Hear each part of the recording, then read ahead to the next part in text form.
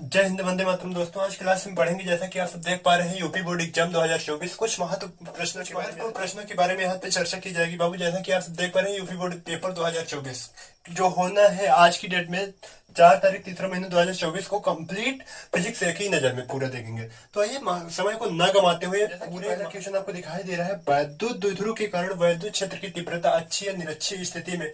तो आपको यहाँ पहले अगर कंडीशन पूछेगा कि वैद्युत द्विध्रुव के कारण विद्युत क्षेत्र की तीव्रता अच्छी स्थिति में, पहला तो आपको सूत्र का डेरिवेशन होगा यहाँ पे 1/4πε0 2 अपॉन आर क्यूब का। तो यहाँ पे इस फार्मूला को आप यहाँ पे सिद्ध कर देंगे तो आपको यहाँ लगभग 4 से 5 नंबर मिल जाएगा। 3 या 5 नंबर का पूछता है तो आप यहाँ से कंप्लीट इसको कर लेंगे। तो दूसरा है भैया निरक्ष होने की कंडीशन में जो सूत्र का डेरिवेशन होता है भैया वो होता है 1/4πε0 p अपॉन, या तो कह सकते हैं 1/4πε0 रो अपॉन आर क्यूब। तो ये होता है निरक्ष होने की कंडीशन में। अब बात करें अगर दूसरे क्वेश्चन की, अगर हम बात करें दूसरे क्वेश्चन की, तो दूसरा क्वेश्चन आपको दिखाई दे रहा है कि अनंत लंबाई के समतल आवेशित तार के निकट वैद्युत क्षेत्र की तीव्रता। तो इसके सूत्र की बात करें बाबू यहाँ पे तो हो जाता है 1/4πε0 two lambda upon r, 2 lambda upon r. ये बहुत बार पूछा गया क्वेश्चन बाबू, ये 3 नंबर का फिक्स रहता है, 7 सेट में एक से में बना ही रहता है। तो बात करें अगर नेक्स्ट क्वेश्चन की, या तो ये पूछेगा या तो इसके अलावा दूसरा पूछता है बाबू, वो पूछता है समतल चादर के निकट, समतल चादर के निकट, इसको हम रफ कर लेते हैं उसके बाद समतल चादर के निकट वैद्युत क्षेत्र की तीव्रता। आप रिवीजन करके जाएंगे तो गारंटी है मेरी, इससे बाहर कुछ भी नहीं आने वाला है। तो ये भी सूत्र होता है बाबू E बराबर सिग्मा अपॉन 2 एप्सिलॉन 0। इस सूत्र को डेरिवेशन कर देंगे तो आप यहाँ पे 3 से 5 नंबर कंफर्म कर लेंगे। तो इसके बाद जो नेक्स्ट क्वेश्चन बनता है बाबू वो बनता है बल युग्म का आघूर्ण। तो बल युग्म का आघूर्ण जो होता है बाबू, बल युग्म का आघूर्ण बहुत बार पूछा गया क्वेश्चन है। तो इसका सूत्र का डेरिवेशन जो करेंगे आप वो निकल के आएगा टाउ बराबर फी साइन थीटा। तो ऐसे नेक्स्ट क्वेश्चन की बात करें बाबू तो वो होता है बाबू मेरा वनडे ग्राफ जनित्र। वनडे पूछता है कि वनडे ग्राफ जनित्र की संरचना कीजिए। तो आप हम जितना बताएं वही सिर्फ तैयार करके जाइएगा, उससे अलावा कुछ भी नहीं पढ़ के जाइएगा। वनडे ग्राफ जनित्र की संरचना पूछता है, उसको सिद्ध करना होता है, मतलब उसकी चित्र सहित बनाना होता है। तो आप इसको रिवीजन जरूर करके जाइएगा। अब नेक्स्ट क्वेश्चन की बात करें अगर हम तो वैद्युत विभव अच्छी व निरक्षीय स्थिति में, अच्छी और निरक्षीय स्थिति में पूछता है बाबू, क्या पूछता है? विभव। अच्छी स्थिति के लिए होता है फार्मूला वो 1/एप्सिलॉन में होता है बाबू। विभव का फार्मूला हमारा V बराबर 1/4πε0 रो अपॉन आर स्क्वायर। और निरक्ष होने की कंडीशन में अगर बाबू पूछे आपसे कि विभव का मान कितना होता है, विभव का सूत्र होता है भैया निरक्ष स्थिति में B बराबर 0। क्या होता है? B बराबर 0। यानी निरक्ष स्थिति में पूछेगा तो विभव का मान कितना होता है, तो आप बता सकते हैं विभव का मान 0 होता है। कितना होता है? 0 होता है। किस कंडीशन में? निरक्ष होने की कंडीशन में। निरक्ष स्थिति में पूछेगा तो बात करें बाबू नेक्स्ट क्वेश्चन की। इसको रख करने के बाद हम बात करते हैं नेक्स्ट क्वेश्चन की, जो है हमारा बहुत ही महत्वपूर्ण क्वेश्चन बाबू, यहाँ पे ध्यान दीजिएगा। इसके बाद बहुत महत्वपूर्ण क्वेश्चन है कि मतलब समांतर प्लेट संधारित्र की धारिता पूछता है, डेरिवेशन करने के लिए पूछता है। समांतर प्लेट संधारित्र की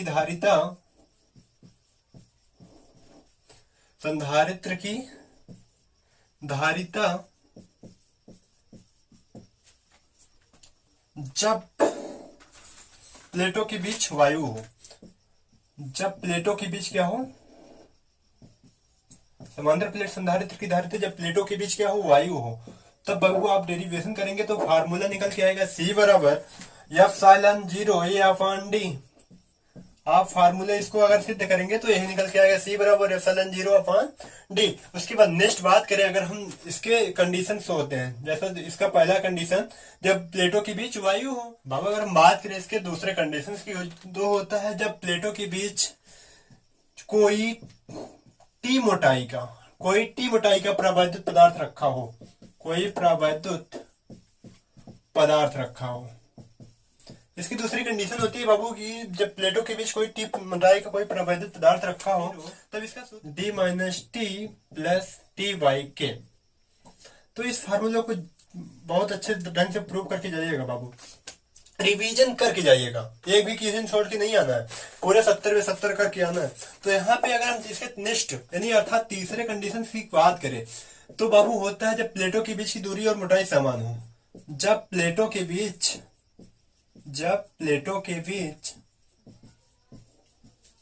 की दूरी और मोटाई समान हो तब संधारित्र की धारिता क्या होगी?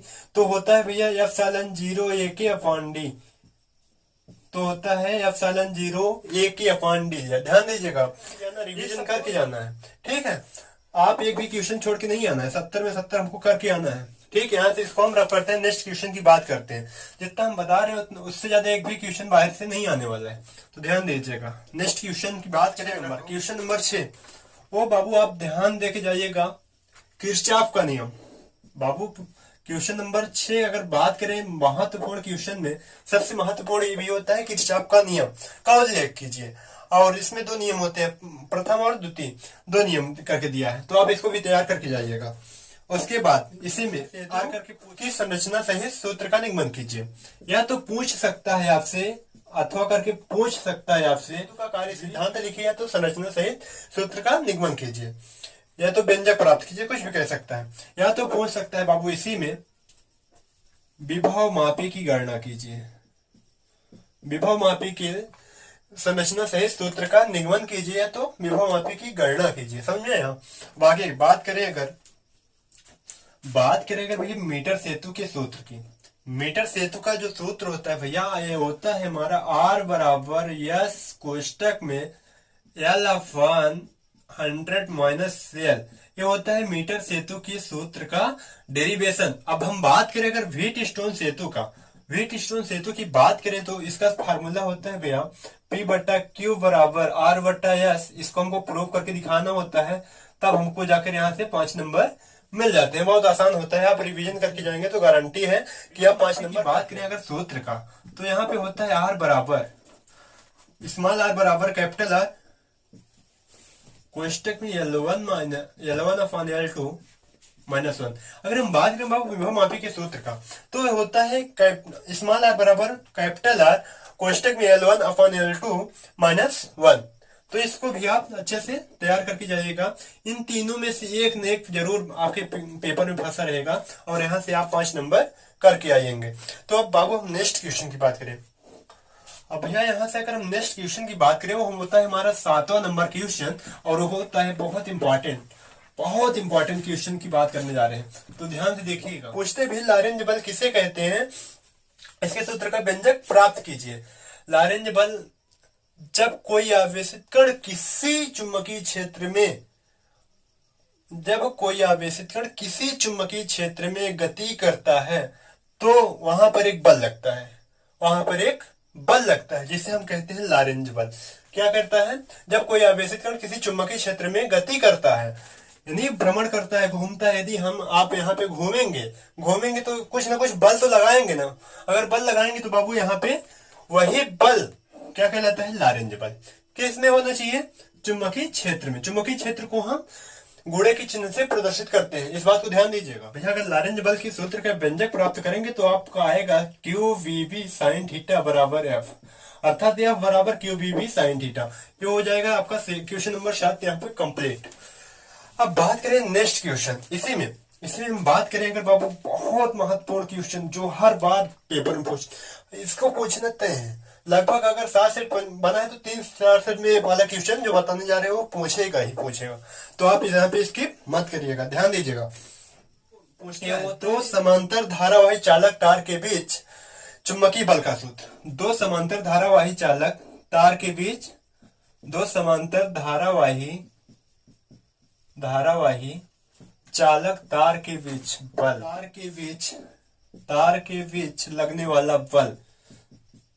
लगने वाले बल के सूत्र का निगमन कीजिए, तो व्यंजक प्राप्त कीजिए। कुछ भी पूछ सकता है तो आप लिखेंगे, इसका फार्मूला होता है भैया, फार्मूला की बात करें बल यानी F अपॉन L बराबर μ0/2 पाई I1 I2 बटा आर, I1 I2 बटा आर, या तो लिख सकते हैं, आप पढ़े होंगे, F1L बराबर mu 0 upon 4 pi to I1 I2 बटा आर। ये कोई भी आप डेरिवेशन कर सकते हैं। यहाँ पे 2 का मल्टीप्लाई हो गया ऊपर नीचे, यही से ये वाला फार्मूला बनता है। ठीक है ना, समझ में आया। अब नेक्स्ट देखते हैं। नेक्स्ट क्वेश्चन की बात करें, क्वेश्चन नंबर जो मेरा 8 होता है भैया, वो बहुत ही तेज है, तो 70 में 70 गारंटी है मेरी, आप करके आएंगे। तो यहाँ पे देखेंगे क्या है क्वेश्चन नंबर 8। क्वेश्चन नंबर 8, यहाँ पे बाबू परिपथ जरूर देख जाइएगा। परिपथ आपको दिया रहेगा, या लार परिपथ, एलसी परिपथ और सीआर परिपथ। इन तीनों परिपथ में आपसे एक परिपथ पक्का पूछा रहता है। परिपथ में जो पूछेगा वो पूछेगा कोण, या तो कोण की बात यहां पूछता है, कोण पूछेगा, एलआर, सीआर और एलसी परिपथ। आप इन तीनों परिपथ को देख के जाएंगे तो इसमें से एक पक्का फंसा रहेगा आपके क्वेश्चन पेपर में। तो यहाँ पे पूछते हैं बाबू, एलआर परिपथ का कोण बताइए, सीआर परिपथ का कोण बताइए, एलसी परिपथ का कोण बताइए, और एलआर परिपथ की प्रतिबाधा क्या होगी, और सीआर परिपथ की प्रतिबाधा क्या होगी। यहाँ पे आप देख के जाइएगा बहुत अच्छे तरीके से, हमने बता भी रखा है। देखिए, और यहाँ से न्यूमेरिकल्स बहुत आते हैं, यहाँ पे न्यूमेरिकल जो आते हैं भाई बहुत आते हैं। यहाँ पे आप इस सूत्र पे जरूर देख के जाइएगा, B बराबर B0 sine omega T, B बराबर B0 साइन ओमेगा और टी। लास्ट क्वेश्चन पार्ट 1 से लास्ट क्वेश्चन यही पूछ सकता है कि ट्रांसफार्मर किसे कहते हैं और ट्रांसफार्मर कितने प्रकार के होते हैं, ट्रांसफार्मर की रचना कीजिए। आपसे इसके अलावा कुछ भी नहीं आएगा फर्स्ट वाली किताब में से, आप यहाँ से रिवीजन कर सकते हैं। तो हम बताएं आपको, तो यहाँ से 9 क्वेश्चन, यानी फर्स्ट किताब से आपके केवल 9 क्वेश्चन आप रट के जाइएगा। आइए एक बार ऐसे हम रिवाइज करवा देते हैं। पहला क्वेश्चन हमने बताया था आपको, विद्युत द्विध्रुव के कारण वैद्युत क्षेत्र की तीव्रता अच्छी या निरक्षी स्थिति में। ये बहुत महत्वपूर्ण क्वेश्चन है। अब दूसरी क्वेश्चन की बात करें, दूसरा क्वेश्चन होता है भैया, अनंत लंबाई के समतल आवेशित तार के निकट वैद्युत क्षेत्र की तीव्रता। ये भी आप रट के जाइएगा। अब इसी में या तो अथवा करके पूछ सकता है, एक समान आवेशित समतल चादर के निकट वैद्युत क्षेत्र की तीव्रता, ये भी पूछ सकता है, कोई दिक्कत नहीं। अब बात करें अगर नेक्स्ट क्वेश्चन जो तीसरा क्वेश्चन और पूछेगा, तीसरा क्वेश्चन बाबू वैद्युत द्विध्रुव के कारण बल युग्म का आघूर्ण, ये भी पूछ सकता है। टाउ बराबर पी साइन थीटा भी हमने बताया ना। तो उसके बाद चौथा क्वेश्चन में बोला था आपको, वान डे ग्राफ जनरेटर की संरचना कीजिए। और इसी में या तो पूछ सकता है वैद्युत द्विध्रुव के कारण वैद्युत विभव अच्छी या निरक्षी स्थिति में। दोनों आप रट के जाइएगा। निरक्षी में पूछेगा तो B बराबर 0 हो जाएगा, और अच्छे में पूछेगा तो B बराबर 1/4 pi epsilon 0 P upon R square. समझ में, rho upon R square. P उसको हम लोग पढ़ लेते हैं लेकिन रो होता है, रो अपॉन R स्क्वायर। समझ में। अब नेक्स्ट बात करें, क्वेश्चन नंबर 5। हमने आपको बताया कि यहाँ समांतर प्लेट संधारित्र की धारिता, यहाँ कंडीशन रहता है, ज्ञात करने होते हैं ना। समांतर प्लेट संधारित्र की धारिता हमें ज्ञात करनी हो, वहां कंडीशन 3 होती है। पहली कंडीशन, जब प्लेटों के बीच वायु हो, तो वहां पे सूत्र निकल के आएगा बाबू, C बराबर epsilon 0 A upon D, C बराबर एप्सिलॉन 0 A अपॉन डी। समझे। और या तो दूसरी कंडीशन होगी आपकी, दूसरी कंडीशन, जब प्लेटों के बीच टी मोटाई का कोई प्रवैद्युत पदार्थ रखा हो, जब प्लेटों के बीच टी मोटाई का कोई प्रवैद्युत पदार्थ रखा हो। अब तीसरी जो कंडीशन बनती है भैया, जब प्लेटों के बीच की दूरी और मोटाई समान हो, तब वैद्युत क्षेत्र तब समांतर प्लेट संधारित्र की धारिता क्या होगी। जब प्लेटों के बीच की दूरी और मोटाई समान होगी, तब प्लेटों के बीच की धारिता क्या होगी। तब यहाँ पे आप सूत्र लिखेंगे, C बराबर एप्सिलॉन 0 A के अपॉन डी। यहाँ से हमारा क्वेश्चन नंबर 5 भी समाप्त होता है। अब क्वेश्चन नंबर 6 के बारे में बात करें। क्वेश्चन नंबर 6 हमने बताया कि भैया यहाँ किरचॉफ का नियम आप देख के जाइएगा, और हीट स्टोन सेतु देख के जाइएगा, मीटर सेतु देख के जाइएगा। और बात करें अगर विभव मापी, यहाँ पे 3 4 होता है। तो आप यहाँ पे हमको ज्यादा उम्मीद है वी ट्यूशन सेतु और किरचॉफ के नियम पे, तो आप इसको दोनों ज्यादा देख के जाइएगा। और वी ट्यूशन सेतु का जो सूत्र होता है भैया वो होता है P बटे Q बराबर R सेतु का सूत्र पूछे भैया, अगर निगमन पूछे तो आप निगमन करेंगे तो लास्ट में यही आएगा कि R बराबर यस कोष्टक में L अपॉन 100 माइनस L, ये भी हो जाएगा कंप्लीट। की हम बात करें बाबू तो विभवमापी का सूत्र अभी हमने बताया कि स्मॉल r बराबर कैपिटल R कोष्टक में L1 अपॉन L2 माइनस का 1, ये भी कंप्लीट हो जाता है यहाँ से, समझे। अब बात करें नेक्स्ट, हमने 7वें क्वेश्चन की बात करी थी। 7वां क्वेश्चन था हमारा लॉरेंज बल क्या होता है। जैसे हमने बताया लॉरेंज बल, जब कोई आवेशित कण, जैसे आवेश किसमें होगा जो जिंदा है, और मूर्ति में कभी आवेश नहीं होता है, जो जिंदा है उसी में आवेश होगा। जैसे मेरे में आवेश है, ठीक। जब कोई आवेशित कण किसी चुंबकीय क्षेत्र में, किस क्षेत्र में, चुंबकीय क्षेत्र में गति करता है, जब कोई आवेशित कण किसी चुंबकीय क्षेत्र में गति करता है तो वहां पे एक बल उत्पन्न होता है, जिस बल को हम लॉरेंज बल कहते हैं। लॉरेंज बल की फार्मूले की बात करें भैया तो F बराबर QVV sin थीटा, इसके निगमन भी कर लेंगे आराम से आप। अब बात करें नेक्स्ट, या तो इसको पूछेगा या तो पूछेगा आपको दो समांतर धारावाही चालक तार के बीच चुंबकीय बल, दो समांतर धारावाही चालक तार के बीच चुंबकीय बल का सूत्र का निगमन कीजिए। दो समांतर धारावाही चालक तार के बीच चुंबकीय बल के सूत्र का निगमन कीजिए। तब आप यहां से डेरिवेशन करने के बाद आपका सूत्र निकल के आएगा F1L बराबर μ0.2 पाई I1 नंबर 8 की बात करें, अगर अगला क्वेश्चन हमारा है परिपथ के बारे में। जैसे हमने बताया कि LC परिपथ, CR परिपथ, LC परिपथ, LR परिपथ, CR परिपथ, ये परिपथ आप पढ़ के जाइएगा, एक पक्का आपको यहाँ पे मिलेगा, पक्का आपका यहाँ से क्वेश्चन फंस जाएगा, वो 3 या 5 नंबर देखे जाएगा, यहाँ पे कोई दिक्कत नहीं है। और इसमें का भैया न्यूमेरिकल जरूर लगा के जाइएगा, आप यहाँ से लगभग 5 नंबर कंफर्म करके आएंगे। या तो पूछेगा लास्ट क्वेश्चन, फर्स्ट का लास्ट पूछता है भैया ट्रांसफार्मर। व्हाट इज ट्रांसफार्मर, क्या होता है ट्रांसफार्मर? ट्रांसफार्मर काम क्या होता है? देहात में हम बात करते हैं अगर स्टेबलाइजर, यही वो ट्रांसफार्मर का काम करता है। कभी कम लाइट आती है तो उसको हम ऐड देते हैं तो ज्यादा आती है, वही है ट्रांसफार्मर का काम। कभी कम रहेगा तो उसको हाई में बदलेगा, हाई रहेगा तो कम में बदलेगा, कन्वर्ट करने उसका काम ही है।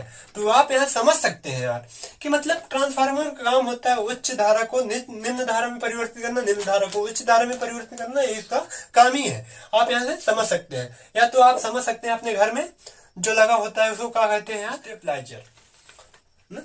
बाबू आप ट्रांसफार्मर की तुलना किससे कर सकते हैं? स्टेबलाइजर। स्टेबलाइजर से पूरा यही है। ये स्टेबलाइजर का काम भी होता है कि उच्च धारा को निम्न धारा में परिवर्तित करना और निम्न को उच्च में, वही सेम काम होता है आपके ट्रांसफार्मर का भी। यहाँ पे उच्च धारा देगा कि भैया आप चलो नीचे आओ, और नीचे है तो उसको उठा देगा कि आप उठ जाओ। यानी आपसे यहाँ पूछ सकता है क्वेश्चन नंबर 9, ट्रांसफार्मर क्या होता है, ट्रांसफार्मर कितने प्रकार का होता है और ट्रांसफार्मर का काम क्या होता है। ट्रांसफार्मर की संरचना कीजिए, संरचना मतलब चित्र सहित इसको बनाना पड़ता है, समझ में आया। अब बात करें अब सेकेंड पार्ट की। भैया फिजिक्स में सेकेंड पार्ट में बहुत कम ही है भैया, उसको इसको मत करिए, ध्यान दीजिए आप बहुत इंपॉर्टेंट क्वेश्चन है पार्ट 2, फिजिक्स पार्ट 2। परीक्षा की दृष्टि से पार्ट 2 में जितने हमने क्वेश्चन बनाए उसको अगर शायद आप पढ़ के जाएंगे तो मेरा उम्मीद है कि आपका शायद एक भी ना छूटे। मेरे पार्ट 2 में बनाए गए कुछ क्वेश्चन ही हैं, 6-7 क्वेश्चन हमने बनाए हैं वहां पे। तो पहला हमने बनाया संपर्क में रखे दो लेंसों के बीच की फोकस दूरी क्या होगी। तो पार्ट 2 में पहला जो महत्वपूर्ण क्वेश्चन बनता है बाबू, वो बनता है संपर्क में रखे दो लेंसों की फोकस दूरी, दो लेंसों की फोकस दूरी। तो इसके सूत्र की बात करें बाबू तो F बराबर होता है F1 F2 बट्टे का F1 प्लस F2। आप इसको बहुत आसानी से प्राप्त कर सकते हैं। इसके चित्र की बात करें तो ऐसा चित्र आप बनाएंगे, उसके बाद इसको मतलब आसानी से L1 और L2 मान के इसको सॉल्व करेंगे तो आ जाएगा लेंस 1 लेंस 2, तो आसानी से भी सॉल्व कर लेंगे, हमें उम्मीद है आप पढ़े होंगे। ठीक, अब बात करें इसके नेक्स्ट क्वेश्चन की। दूसरा जो क्वेश्चन पूछता है पार्ट 2 से, वो पूछता है पतले लेंस के लिए न्यूटन का सूत्र। क्या पूछता है? पतले लेंस के लिए न्यूटन का सूत्र, पतले लेंस के लिए न्यूटन का, पतले लेंस के लिए न्यूटन का सूत्र, न्यूटन का सूत्र यक्स यक्स डैश बराबर एफ एफ डैश, ये होता है पतले लेंस के लिए न्यूटन का सूत्र। अब बात करेगा नेक्स्ट क्वेश्चन नंबर 3 की। क्वेश्चन नंबर 3 पूछता है हाइगेंस की द्वितीयक तरंगिकाओं के अनुसार, पूछता है हाइगेंस की द्वितीयक तरंगिकाओं के अनुसार, तरंगिकाओं के अनुसार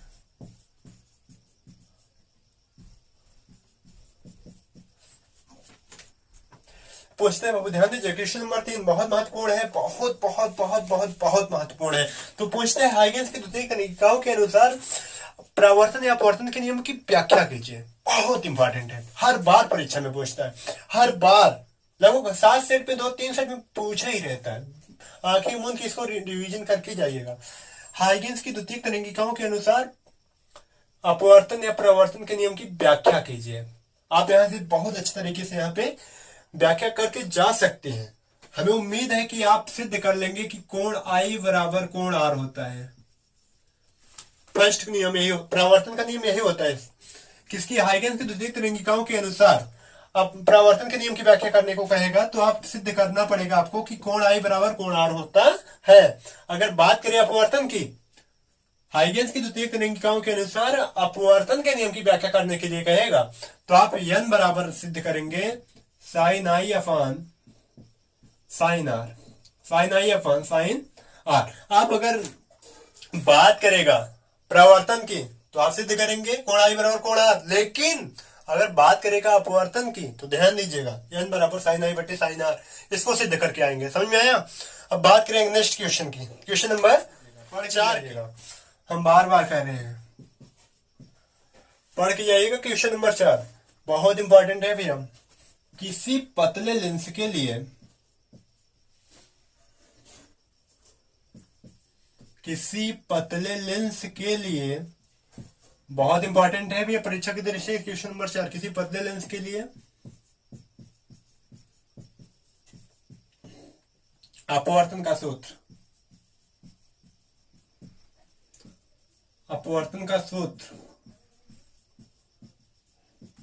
अपवर्तन का सूत्र। भैया क्वेश्चन नंबर 4 कहता है कि किसी पतले लेंस के लिए अपवर्तन का सूत्र, ये पूछ सकता है, कंडीशन भी दे सकता है, उत्तल लेंस के लिए पूछ सकता है या तो अवतल लेंस के लिए पूछ सकता है, क्योंकि ये कह रहा है किसी पतले लेंस के लिए। नाम नहीं लिया है, नाम भी ले सकता है, ध्यान दीजिएगा, नाम भी ले सकता है, सिर्फ चिन्ह में परिवर्तन होगा, बाकी सूत्र ही रहेगा। 1/f बराबर n-1 कोष्टक में 1/r1 प्लस r2, ये चिन्ह में परिवर्तन हो जाएगा, ये चिन्ह में परिवर्तन हो जाएगा, बाकी सूत्र यही रहेगा। आप इसको भी ध्यान से देखिएगा। क्वेश्चन नंबर 4 पेपर की दृष्टि से आपको बहुत महत्वपूर्ण रहने वाला है, जो कि हर बार पेपर में पूछा जाता है बाबू। इसको ध्यान से पढ़ के जाइएगा। समझ में आया? इसको अगर नहीं पढ़ेंगे तो आपका पक्का 5 नंबर लॉस हो जाएगा, आपका फिर हो नहीं पाएगा 70 में 70। मेरा टारगेट है 70 में 70 लाना, क्या है 70 में 70 लाना, कंप्लीट करना, एक ही दिन में पूरा कंप्लीट करना सिलेबस, ठीक। क्योंकि यहाँ पे लिखा भी है आपको फिजिक्स एक नजर में, फिजिक्स कितने नजर में, एक नजर में। यहाँ पे हमने फिजिक्स को एक ही नजर में कंप्लीट करना है। अब बात करें हम क्वेश्चन नंबर 5, परीक्षा की दृष्टि बहुत इंपॉर्टेंट है, हर बार पेपर में पूछता है, इसलिए मैं आपको बता रहा हूँ। 7 सेट में 1 सेट में फंसा रहेगा, ध्यान दीजिएगा आप, 7 सेट में 1 सेट में आया ही रहेगा। ध्यान दीजिए क्वेश्चन नंबर 5 ध्यान दीजिएगा भैया, बहुत इंपॉर्टेंट है। किसी प्रिज्म के लिए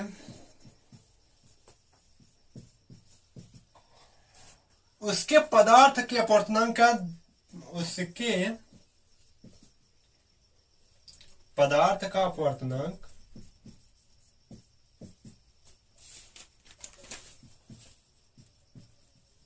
अपवर्तनांक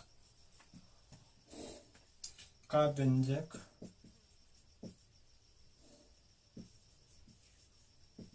न्यूनतम विचलन की स्थिति में प्राप्त कीजिए। विचलन, न्यूनतम विचलन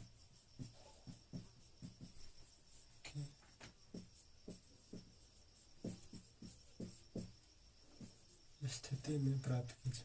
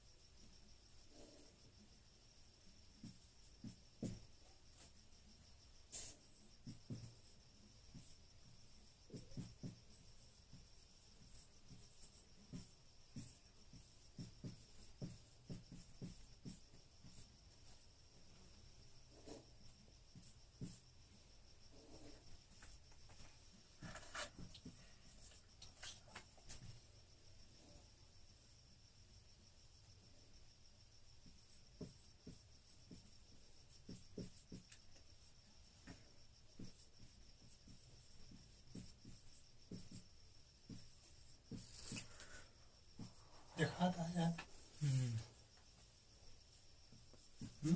हाँ देख लो 5। अरे यार गलत बात है, देखा देखा 5 फिर मैं ना लग पाई क्या खाती है।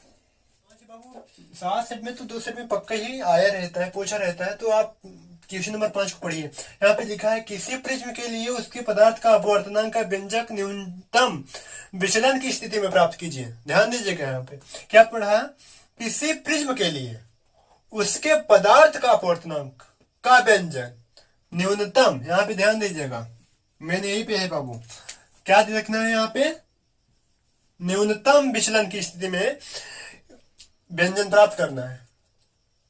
क्वेश्चन बार बार पढ़िएगा आप, समझ में जब तक ना आए तब तक पढ़िएगा।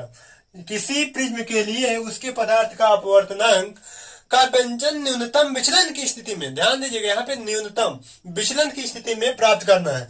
तो यहाँ पे आपका सूत्र निकल के आएगा जब डेरिवेशन करेंगे, जब निगमन करेंगे तो यहाँ पे म्यू जीरो या तो n बराबर आएगा साइन कोष्टक में a plus delta m upon 2 by sine a by 2। ये होता है आपका अपवर्तनांक का सूत्र न्यूनतम विचलन की स्थिति में। तो आप इसको ध्यान से देखिएगा और बार बार रिवीजन करके जाइएगा, ताकि 70 में 70 मेरा टारगेट जो है भैया 70 में 70 लाना है। क्या है, 70 में 70, ना कि 70 में 50, ना कि 70 में 50 लाना है। मेरा टारगेट जो है भैया 70 में 70 का है। तो इसलिए अब लास्ट और अंतिम क्वेश्चन की बात करें, क्वेश्चन नंबर 6, और ये हमारा लास्ट क्वेश्चन होगा भैया, ध्यान दीजिएगा, बहुत इंपॉर्टेंट होगा, बहुत इंपॉर्टेंट। लास्ट क्वेश्चन लगभग आपको 5 नंबर देके ही जाएगा। और लास्ट क्वेश्चन बहुत इंपॉर्टेंट है, जो लिखा है आपको बहुत इंपॉर्टेंट है, लगभग 7 सेट में तो 3 सेट में तो आया ही रहेगा। तो आप ध्यान दीजिएगा, लिखा है कि रेडियो एक्टिव क्षय संबंधी रदरफोर्ड सोडी का नियम, या तो ये पूछेगा, या पूछेगा पहला ऑप्शन, या तो पूछेगा रेडियो एक्टिव क्षय संबंधी रदरफोर्ड सोडी का नियम बताइए या उल्लेख कीजिए, या तो पूछ सकता है आपसे अर्धायु काल और क्षय नियतांक में संबंध क्या होता है उसे स्थापित कीजिए। क्या कहता है, सिद्ध कीजिए कि अर्धायु काल और क्षय नियतांक में संबंध क्या होता है, स्थापित करेंगे भैया। तो संबंध होता है टी हाफ बराबर 0.693 अपॉन लेमडा, या तो रदरफोर्ड सोडी का नियम पूछेगा जब, तो n बराबर n0 e की घात माइनस लेमडा टी होता है। तो दोनों में आप डिफरेंस देख लीजिएगा। सोडी का नियम अगर पूछेगा बाबू तो आप बताएंगे n बराबर n0 e की पावर माइनस लेमडा टी। अर्धायु काल और क्षय नियतांक में संबंध, तो ध्यान दीजिएगा यहाँ पे बताएंगे आप, यहाँ पे बताएंगे आप टी हाफ बराबर 0.693। हमारी क्लास समाप्त होती है और हमें उम्मीद है कि आप 70 में 70 करके आएंगे। अब 1-2 नंबर छूटता है तो भी वो जुड़ता नहीं है, वो दे ही देता है, यानी हमें उम्मीद है कि आप 70 में 70 करके आएंगे। टारगेट मेरा क्या है, मिशन 70 है, टारगेट क्या है 70 में 70 लाना है मेरा बाबू। मेरा टारगेट यही था कि मैं 70 में 70 लाऊं कैसे, इसलिए ढेर सारे बच्चों का कमेंट आया था कि सर इस पे वीडियो बनाए कि हम लोग पढ़ के किया जाए, तो इस पे हमने चर्चा की। तो आप यहाँ पे पढ़ के जाइएगा, कोई दिक्कत होगी नहीं। तो अगर इतना पढ़ के जाएंगे हमें उम्मीद है कोई क्वेश्चन आपका छूटने वाला नहीं है, ठीक है। तब तक के लिए सो थैंक्स, अच्छे रहिए, बने रहिए जहाँ पे हैं वहां पे अच्छे से पढ़ते रहिए और अपने घर का ख्याल रखिए बाबू। Thank you so much.